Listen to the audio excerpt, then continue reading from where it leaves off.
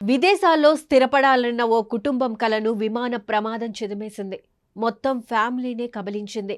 అహ్మదాబాద్లో జరిగిన air India విమాన ప్రమాదంలో ఓ ఫ్యామిలీ తీసుకున్న చివరి సెల్ఫీ సోషల్ మీడియాలో వైరల్గా మారింది. ఈ ఫోటో చూసి కరుగని హృదయం లేదు.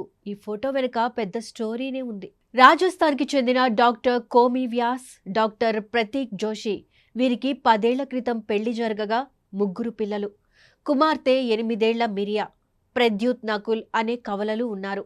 కోమి, జోషి ఇద్దరూ ఉదయ్పూర్లో ఓ హాస్పిటల్లో పనిచేసేవారు.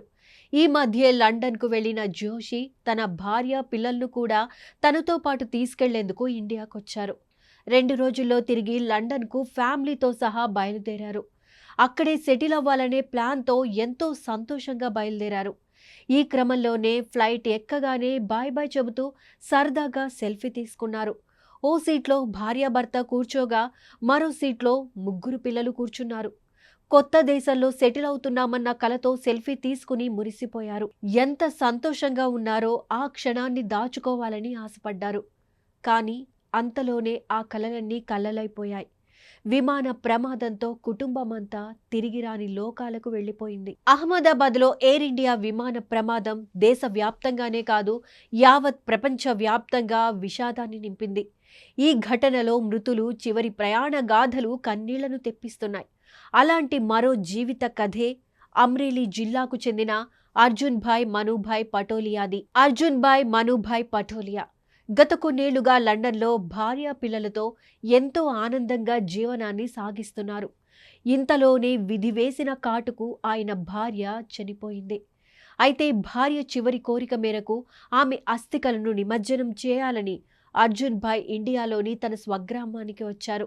2 పిల్లలను లండన్లోనే విడిచిపెట్టి వచ్చారు. ఇక్కడి కుటుంబ సభ్యుల సమక్షంలో కార్యక్రమాలన్నీ పూర్తి చేసుకున్నారు. తరువాత లండన్కు తిరుగు పయనమైన Arjun Ahmedabad air India flight యాక్సిడెంట్లో దుర్మరణం చెందారు. తల్లిని కోల్పోయి పుట్టెడు దుఃఖంలో ఉన్న పిల్లలు ఇప్పుడు ఉన్న తండ్రిని కూడా కోల్పోయారు. తల్లి తండ్రిని కోల్పోయి అనాథలుగా మారిన ఆ 2 పిల్లల బాధ వర్ణనాతీతం. ఇప్పుడు వారి భవిష్యత్తు ప్రశ్నార్థకంగా మారింది. ఎన్నో జ్ఞాపకాలను దాచుకుందామని ఇండియాకు వచ్చారు. అనుకున్నట్లుగానే అన్నింటినీ పదిలపరుచుకున్నారు కూడా. ఎంతో ఆనందంగా తిరిగి లండన్కు వెళ్లేందుకు పయనమై తిరిగి రాని లోకానికి వెళ్లిపోయారు 2 బ్రిటిష్ ప్రయాణికులు. భారత్ టూర్కు వచ్చారు 2 బ్రిటిష్ వ్యక్తులు. టూర్ కంప్లీట్ అయింది. ఫ్లైట్ ఎక్కడానికి ముందు అహ్మదాబాద్ ఎయిర్పోర్ట్లో చాలా సంతోషంగా ఓ వీడియో తీసుకున్నారు. మేం ఎయిర్పోర్టుకు ఇప్పుడే వచ్చాం. లండన్కు తిరిగి వెళ్లేందుకు 10 గంటల టైం పడుతుంది. చాలా చాలా ఆనందంగా ఉంది. ప్రశాంతంగా తిరిగి వెళ్తున్నామని అన్నారు. గుడ్ బై ఇండియా అంటూ భారత్కు వీడ్కోలు పలికారు. జేమీ రే మీక్ అనే ప్రయాణికుడు విమానం ఎక్కే ముందు అహ్మదాబాద్ విమానాశ్రయం లోపల కూర్చుని ఈ వీడియో రికార్డ్ చేసుకున్నారు. ఇలా ఎన్నో అపురూప జ్ఞాపకాలతో విమానం ఎక్కిన వారి ప్రయాణం కొద్దిసేపటికే ముగిసిపోయింది. 2 విమాన ప్రమాదంలో మృతి చెందారు. కొన్ని నిమిషాల వరకు సంతోషంగా ఉన్న వాళ్ళు అంతలోనే అగ్నికి ఆహుతవడం దురదృష్టకరం. అహ్మదాబాద్ ఎయిర్ ఇండియా విమాన ప్రమాదం ఓ నవవధువు కలను చిదిమేసింది. అప్పటి వరకు ఎంతో సంతోషంగా ఉన్న కుటుంబాన్ని శోక సముద్రంలో ముంచేసింది. అహ్మదాబాద్లో జరిగిన బోయింగ్ విమాన ప్రమాదంలో దుర్మరణం చెందిన వారిలో ఓ నవవధువు కూడా ఉంది.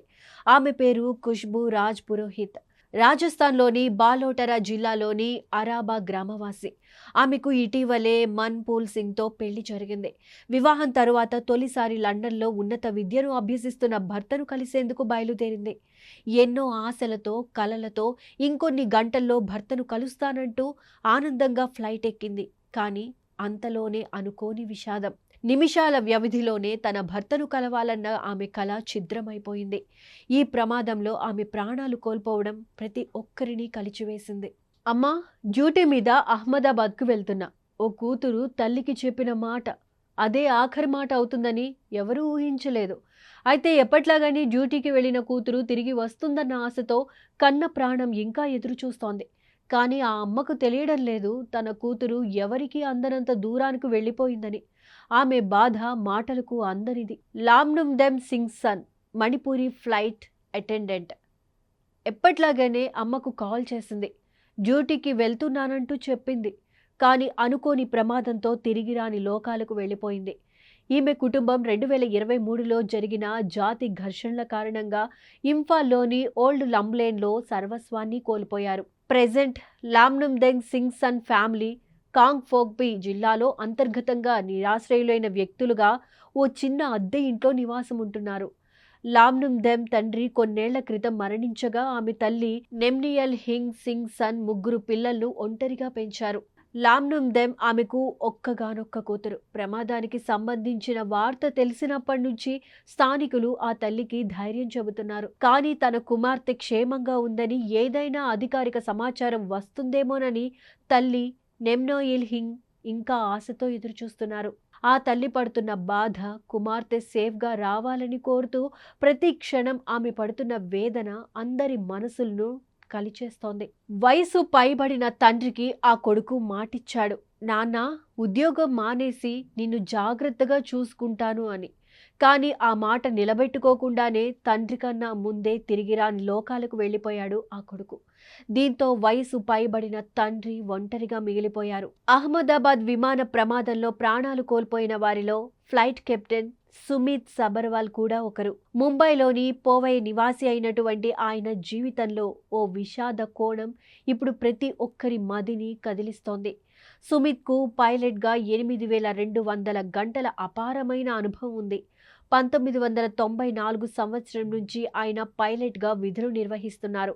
ఆయన తన జీవితాన్ని వృత్తికి అంకితం చేశారు. మరోవైపు పెళ్లి కూడా చేసుకోకుండా వయసు పైబడిన వయసు పైబడి అనారోగ్యంతో ఉన్న తండ్రి బాగోగులను చూసుకునేవారు. కొంతకాలం క్రితమే సుమిత్ తన తండ్రికి ఓ మాట ఇచ్చారు, నాన్నా, పైలట్ ఉద్యోగం మానేసి నిన్ను ఇంటి దగ్గరే ఉండి జాగ్రత్తగా చూసుకుంటాను అని. కానీ ఆ మాట నిలబెట్టుకోకుండానే ఆయన తండ్రికి తీవ్ర విషాదాన్ని కలిగిస్తూ దుర్మరణం చెందారు. ఈ ఘటన ఆ ఫ్యామిలీలో అంతులేని బాధను నింపింది. కొడుకు మరణంతో ఆ వృద్ధ తండ్రి ఒంటరిగా మిగిలిపోయారు. కుటుంబ సభ్యుల రోదనలు మిన్నంటుతున్నాయి.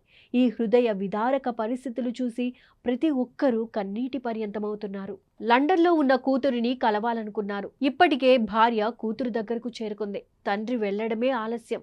పనులన్నీ ముగించుకుని ఆయన కూడా ఎంతో సంతోషంగా బయలుదేరారు. కానీ అనుకోని ప్రమాదంలో కూతురిని కలవకుండానే చనిపోయారు. గుజరాత్లోని అహ్మదాబాద్లో అతిపెద్ద విమాన ప్రమాదంలో మాజీ ముఖ్యమంత్రి విజయ్ రూపానీ కూడా దుర్మరణం చెందారు.